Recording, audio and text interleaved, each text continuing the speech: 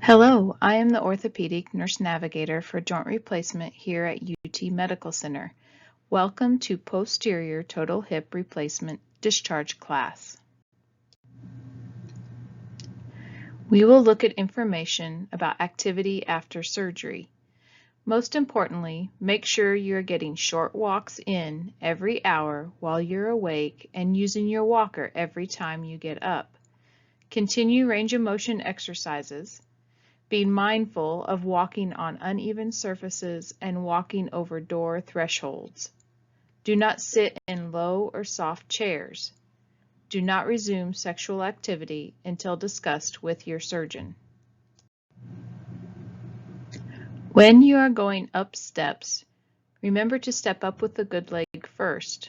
When going down steps, go down with the surgery leg first, which would be considered the bad leg. There are some precautions you will need to follow after surgery. When you are lying on your back to sleep, you will need to have a pillow between your knees to prevent the surgical leg from rotating inward, and also to prevent crossing your legs. This procedure would also need to be followed for side sleeping as well. Keep knees apart when you bend forward. This includes wiping after using the toilet. Do not bend forward past 90 degrees. Do not cross your legs. Do not turn toes inward or twist.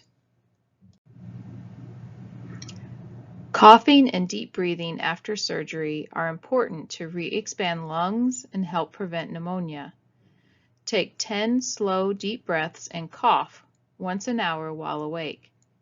If there is not any issues with breathing, it is okay to stop using the breathing machine on post-op day 10.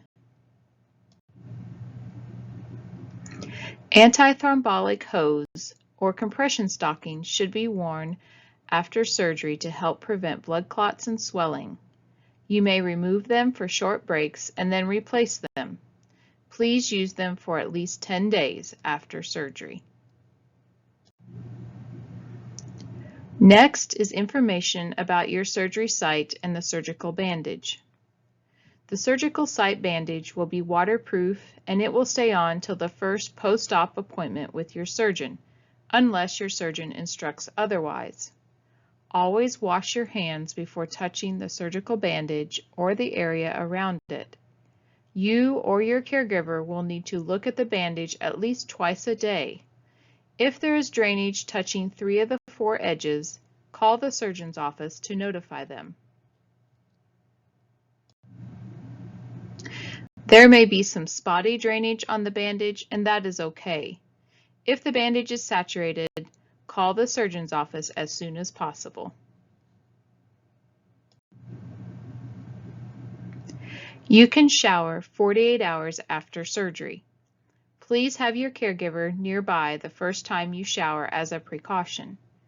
Inspect the waterproof dressing after showering to make sure it is still sealed properly. Do not use soap, ointments, or any lotions directly around the waterproof dressing. Remember that swelling and bruising is normal and will decrease over the next couple weeks. Pain after surgery is expected and will likely be worse somewhere around post-op day 2 or 3. The opioid pain pills are prescribed to help control this pain after surgery. Always take pain medication as prescribed. You may take less than prescribed. A couple tips would be starting with the lowest dose first, or taking a half a pill at first rather than a full pill. Another tip for pain management is to use over-the-counter Tylenol, or acetaminophen, which is the generic name.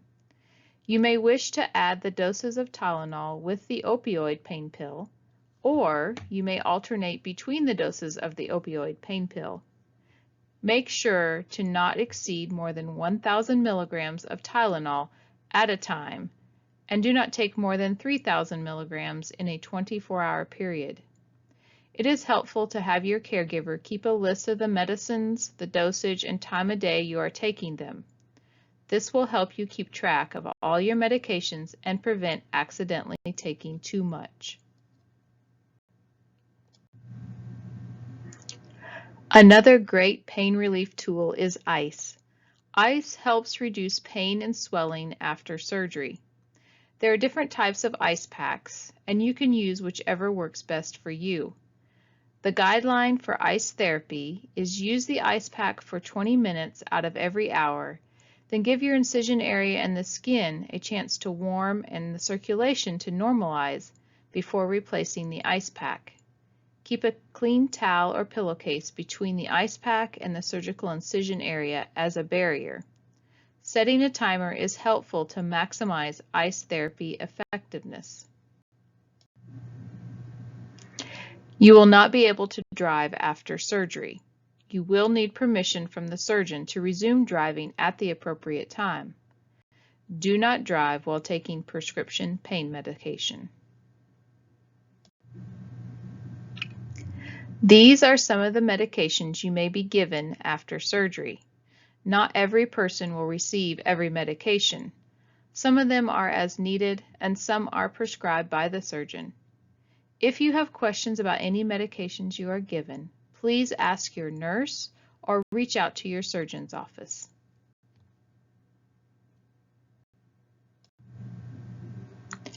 Constipation can be a common occurrence after surgery. There are several things you can do to help prevent or treat constipation. Getting up and increasing activity, drinking adequate amounts of water, eating a balanced diet with high-fiber foods, and using over-the-counter stool softeners and laxatives will help if you are constipated. Do not let more than 1 to 3 days pass without having a bowel movement after surgery.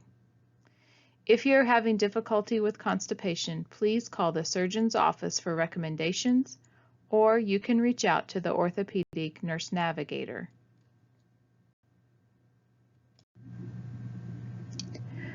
Preventing blood clots after surgery is very important.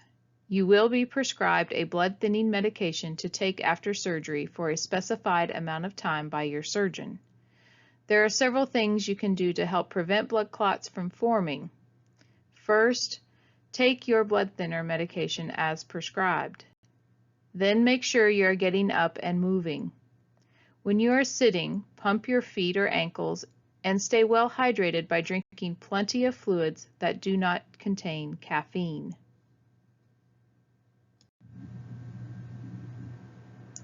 You will want to prevent infection while you are healing from surgery.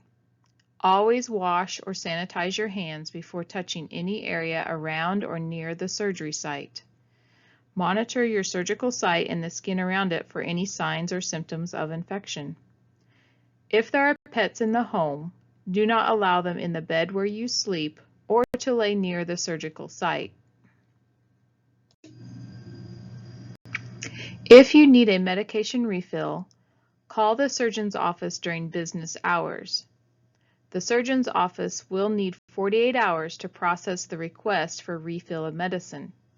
You can plan to call before you run out of medication.